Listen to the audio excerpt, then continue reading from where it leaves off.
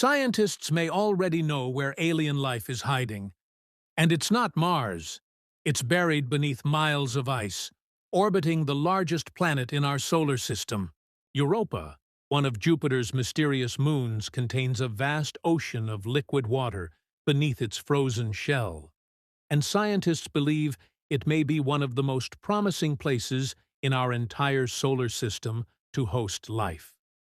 In this video, we'll explore what Europa really is, why scientists are obsessed with it, how we could detect alien-most organisms beneath its ice, and importantly, what discovering life there would mean for humanity, science, and our place in the universe. A frozen world with a hidden ocean. At first glance, Europa doesn't look special. It's slightly smaller than Earth's moon. Its surface is a cracked, pale white crust of ice, streaked with dark reddish lines like veins across frozen skin. But beneath that frozen shell lies something extraordinary.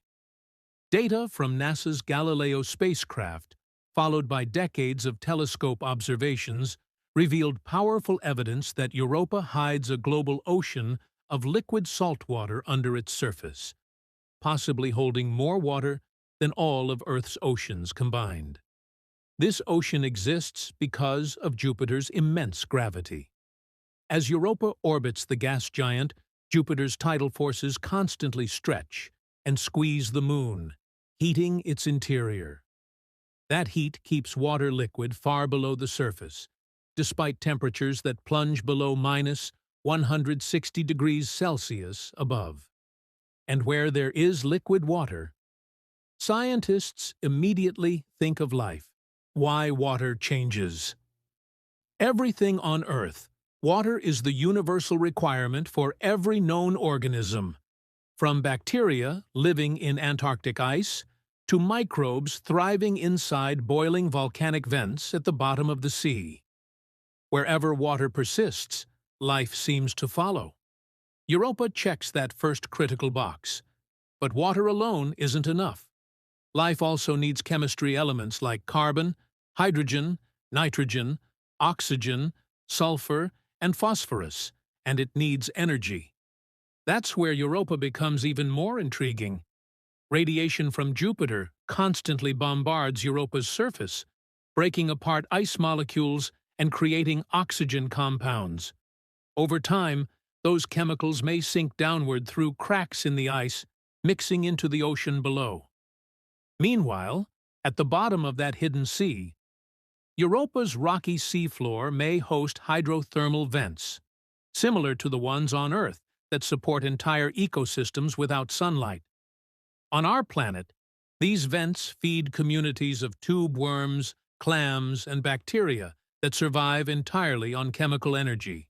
No photosynthesis, no sunlight, just chemistry.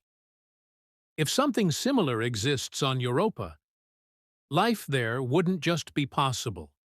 It might already be thriving. In 2013, scientists using the Hubble Space Telescope made a stunning observation. They detected what appeared to be giant plumes of water vapor erupting from Europa's surface, towering hundreds of kilometers into space. Essentially, Europa may be spraying material from its ocean straight into orbit. That discovery electrified the scientific community, because it means we might not need to drill through kilometers of ice to sample Europa's ocean. Spacecraft could simply fly through those plumes, taste the water, analyze the chemistry, and look for biological fingerprints. This is exactly what NASA hopes to do with one of its most ambitious planetary missions ever launched. NASA's Europa Clipper spacecraft is designed to orbit Jupiter and perform dozens of close flybys of Europa. Its instruments will map the ice shell, measure the thickness of the crust, scan for subsurface lakes, analyze surface chemistry, search for organic molecules, detect salt deposits that may have come from the ocean below. Europa Clipper won't directly confirm life, but it will tell scientists whether Europa is truly habitable and where future landers or probes should go. It's reconnaissance for one of the greatest scientific hunts in history, the hunt for a second genesis of life. But Europa is far from an easy place to explore. In fact, it might be one of the most hostile environments in the solar system. Jupiter's radiation belts are lethal. Any spacecraft flying close to Europa must survive intense particle storms that can fry electronics in days. Then there's the ice. Estimates suggest Europa's crust could be 10 to 30 kilometers thick, maybe more. Drilling through that would require nuclear-powered melting probes, autonomous submarines, and decades of engineering advances. And even if we reached the ocean, how would we know life was truly there? A single organic molecule isn't enough. Scientists would need complex chemical patterns, evidence of metabolism, structures resembling cells, or isotopic ratios that biology tends to produce. Proving life beyond Earth would demand extraordinary certainty, because the consequences would be enormous. What would alien life on Europa look like? Forget little green men. If life exists on Europa, it would almost certainly be microbial. Simple organisms, bacteria-like cells drifting through dark oceans, clinging to warm vents, feeding on chemical reactions between water and rock. No eyes, no civilizations, no spaceships, just life doing what life does best, persisting wherever it can. But even microbes would change everything. Because the biggest question in biology is simple. Did life arise once? Or is it easy for the universe to create? If Europa has life that developed independently from Earth, then biology may not be rare at all. It might be cosmic. That would mean oceans across the galaxy on icy moons, rogue planets, and distant exoplanets could be alive right now. Suddenly, the universe would feel far less empty.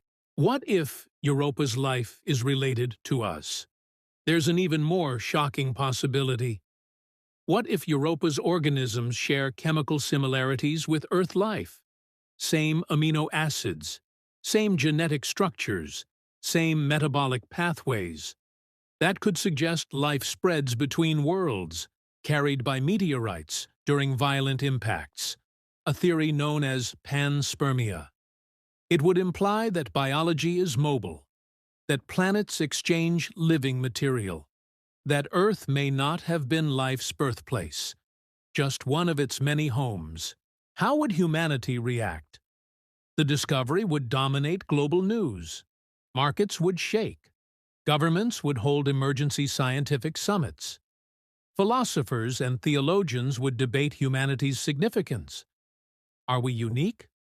Are we ordinary? Did life emerge everywhere nature allowed?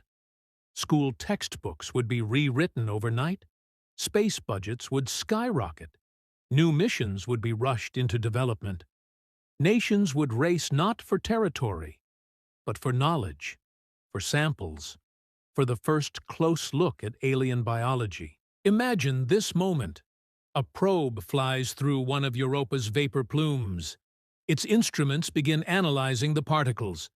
Spectrometers detect complex organic chains, cell-like membranes, chemical imbalances that scream metabolism. Then, repeated patterns, structures too organized for geology. Mission scientists check their readings, rerun the data, calibrate the sensors. Silence fills control rooms. Then one word appears in the report: biological, not hypothetical, not suggestive, confirmed.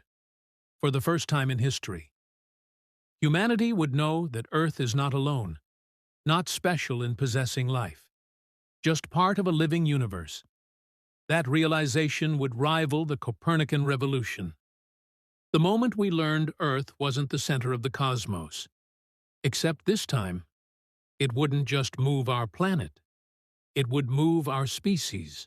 Europa is more than an icy moon. It's a hidden ocean world warmed by gravity, rich in chemistry, and possibly alive beneath kilometers of frozen crust. Robotic explorers are already on their way. Technology is catching up, and within this century, humanity may finally answer one of its oldest questions. Is life a cosmic accident or a universal rule? If Europa hosts organisms swimming in eternal darkness, then the universe is not silent. It's waiting. And don't forget to hit subscribe for more unraveling mysteries like this.